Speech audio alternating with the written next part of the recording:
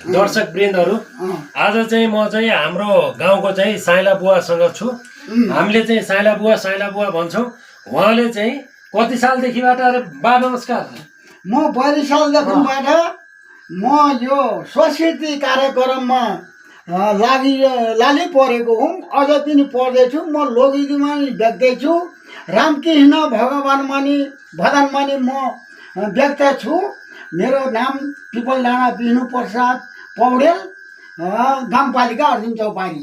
अनि बा सुन्नुहोस् त, कति वर्षको हुनुभयो हजुर? 82 वर्षको हुनुभयो। 82 वर्ष तकमा मेरो गोलो पनि छ, मेरो शब्द पनि छ, मलाई सबैले मानेका पनि छन्।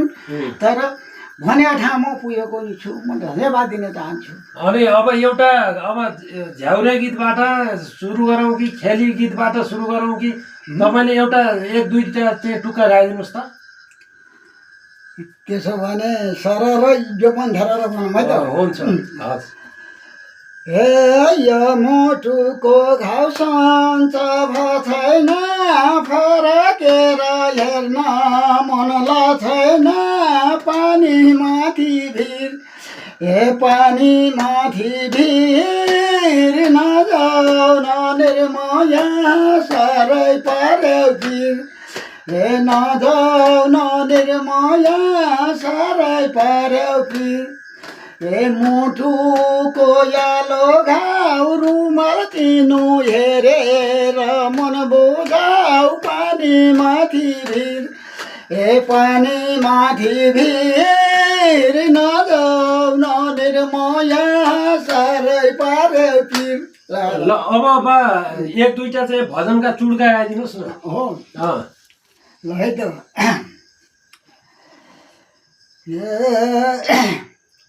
उपदेश कैलाशमा जोगी बसो ध्यान, कसले देला अर्ती बुद्धि, कसले देला ज्ञान।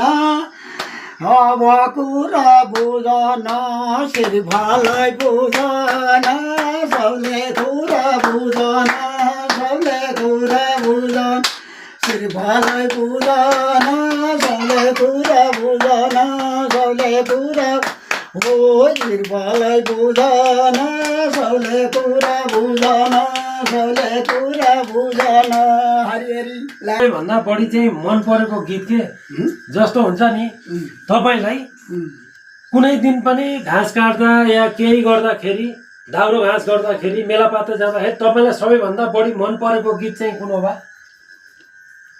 यो मन पर्दो गीत त मेरा सबै मन पर्दै छन् बाबु। हजुर। मेरा गीत